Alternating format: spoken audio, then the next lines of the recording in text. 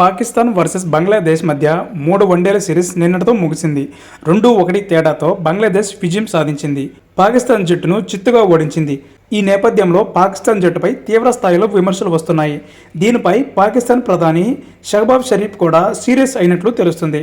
బంగ్లాదేశ్ జట్టుపైన గెలవకపోతే మీరు ఎందుకు ఉండి దండగా అంటూ ఫైర్ అయ్యారని సమాచారం అందుతుంది.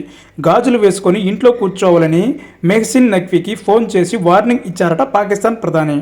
పాకిస్తాన్ వర్సెస్ బంగ్లాదేశ్ మధ్య నిన్నటితో వన్డే సిరీస్ ముగిసింది. మొదటి మ్యాచ్లో బంగ్లాదేశ్ విజయం సాధించగా రెండో మ్యాచ్లో పాకిస్తాన్ గ్రాండ్ విక్టరీ కొట్టి గాడిలో పడింది. అయితే మూడవ వన్డేలో ఏమైందో కానీ మళ్ళీ పాకిస్తాన్ అత్యంత దారుణంగా ఓడిపోయింది. దీంతో 11 సంవత్సరాల తర్వాత పాకిస్తాన్పై వన్డే సిరీస్ను సొంత గడ్డపై గెలుచుకుంది బంగ్లాదేశ్.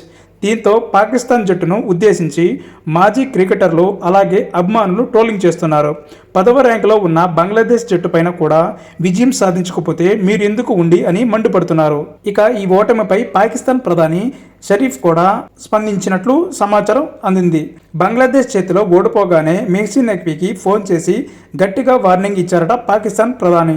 మీకు ఆడటం చేత కాకపోతే గాజులు వేసుకొని ఇంట్లో కూర్చోండి అని మండిపడ్డారట పాకిస్తాన్ ప్రధాని.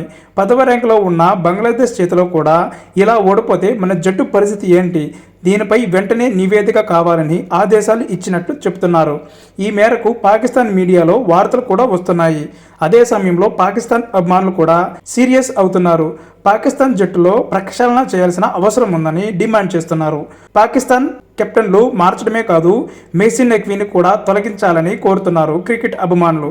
దీంతో పాకిస్తాన్ క్రికెట్ జట్టులో ప్రకంపనలు చోటు చేసుకున్నాయి.